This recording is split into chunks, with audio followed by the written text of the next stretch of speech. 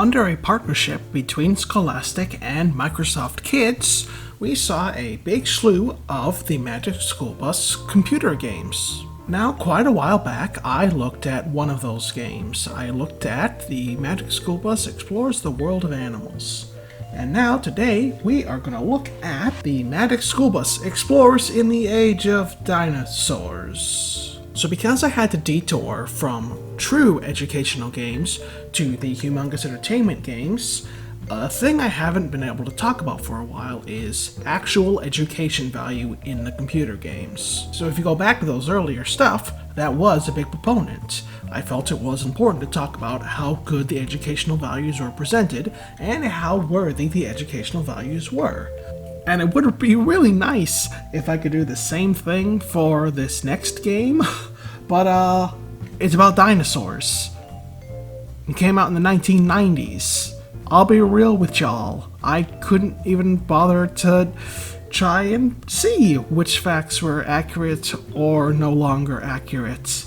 It's just a big old kettle of worms. But I guess we'll just have to continue this dinosaur adventure while I talk about the Magic School Bus Dinosaurs in this month of June, where we will look at this game with dinosaurs. We'll look at this big old world built in this game that covers Cretaceous, Triassic, Jurassic. Algorithm, please. Let's quickly discuss the plot first. This is my photo album from my last journey to the Age of Dinosaurs. Liz and I were taking pictures of reptiles that aren't dinosaurs.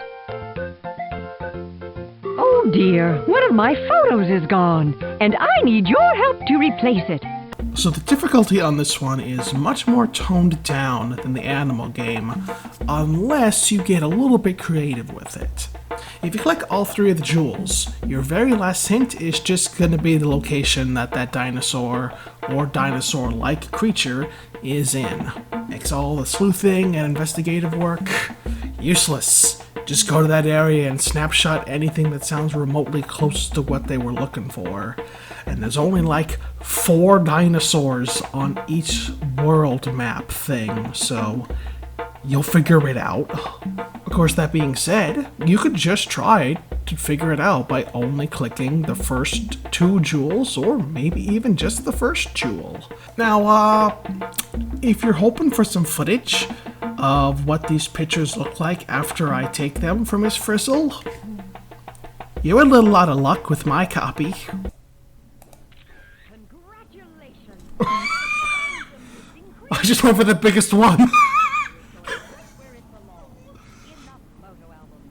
Oh boy!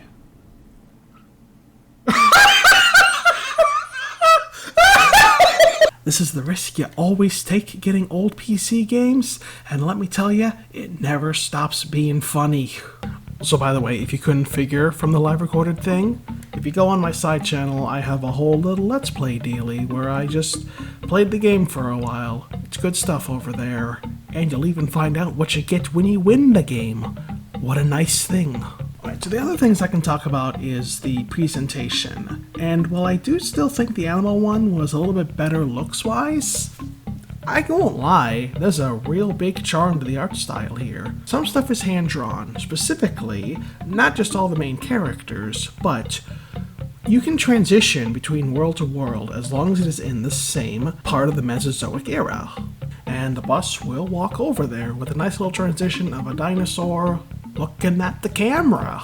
But that's only when you're within the same time period. When you decide to switch to a different time period, you gotta go in the bus and then click one of the dots. Once you do, the bus then has an anime transformation sequence, which is actually pretty well animated and kinda gets you hyped. So as you jump from location to location, you will see a decent variety of different dinosaurs and different dinosaur-like creatures. Again, there's not too many, but thanks to the way that the game is built with all these different locations, it is a nice variety of creatures after you see all of them. Now here's just a few examples. There's this one. He's a dinosaur. There's this one who won't share. These ones lived in the ocean. That's Arnold. So while the game can't do too many at once, at least it knew that and gave you enough areas.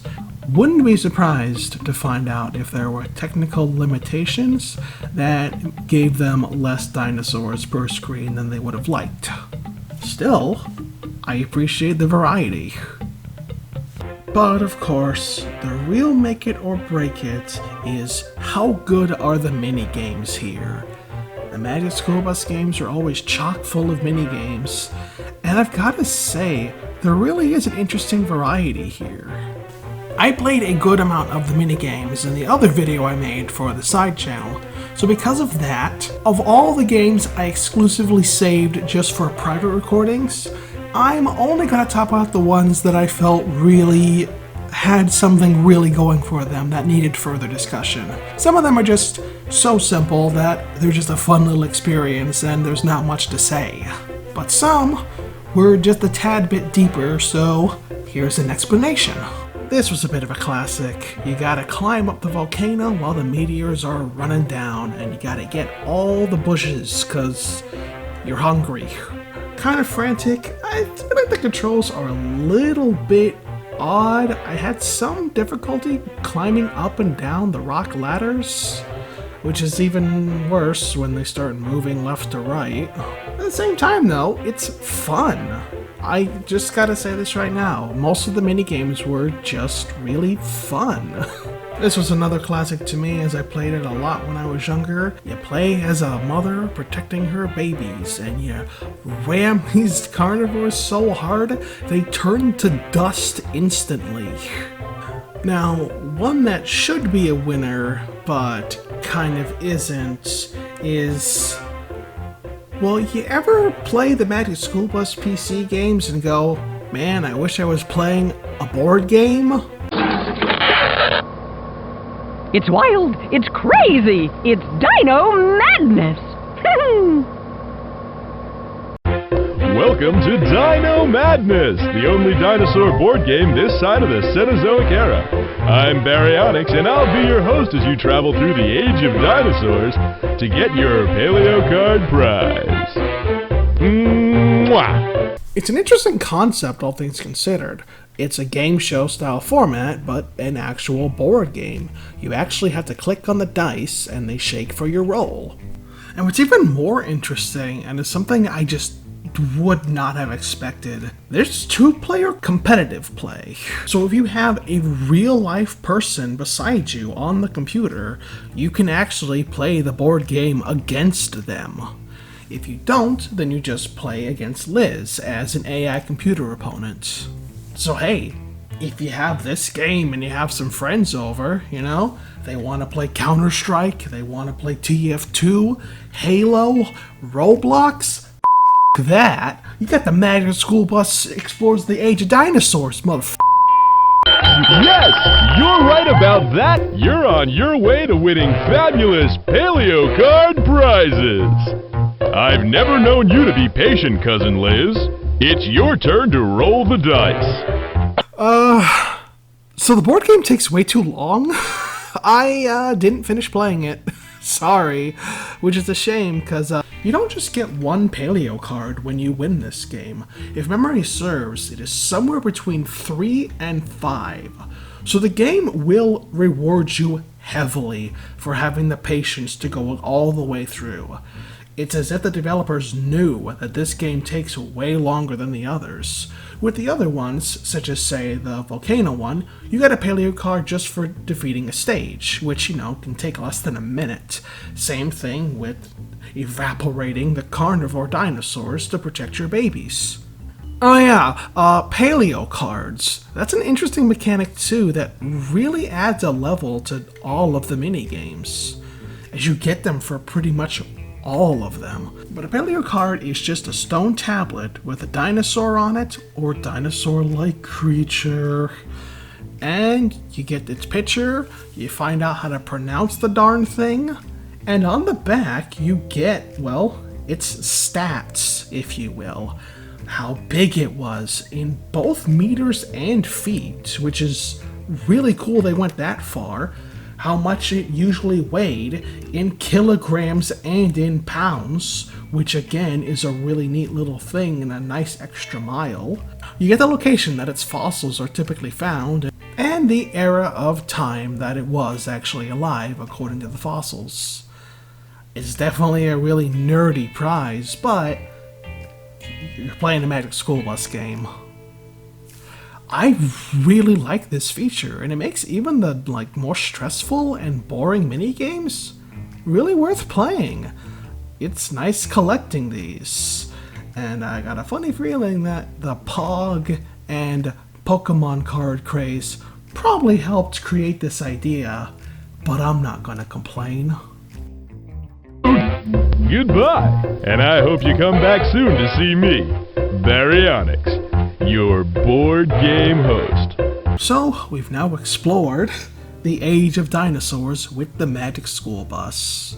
So while the educational value here is probably nil, because dinosaur facts have been one of the most changing things since the 90s, it's the Magic School Bus game I feel would need a super from the ground up remake, if such a thing was possible, and I know it's not, just to rework the facts so they're more correct. But there's so much good here. The mini games are pretty darn fun and have a nice different incentive other than just winning with the whole paleo card thing.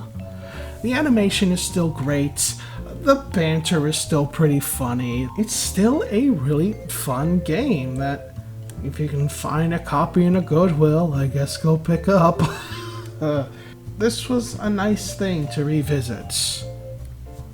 Although, you know, when it comes to being around a world full of these Jurassic dinosaurs, all I'm thinking is this would be much better if Sam Neill was in the picture.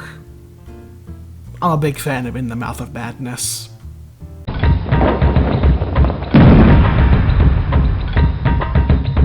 Thank you for flying Frizzle Air, and we hope you enjoy your stay 70 million years ago in Cretaceous Alberta.